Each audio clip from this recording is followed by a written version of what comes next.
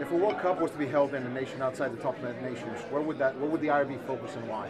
Okay, so the first World Cup outside the top 10 has actually been chosen. After we do England 2015, we've already selected Japan 2019.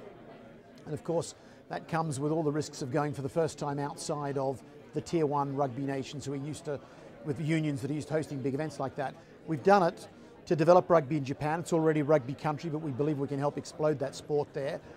Big media markets, obviously some interesting returns commercially, which we reinvest in the game, and also the way Japan can help develop the game in Asia.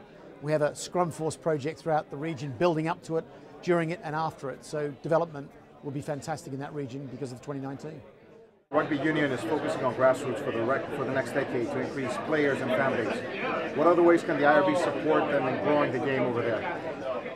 In the US you're talking about? Well, the US is obviously also a market that we're very interested in, mainly because the media side of a World Cup being well broadcast there from an IRB perspective would be terrific.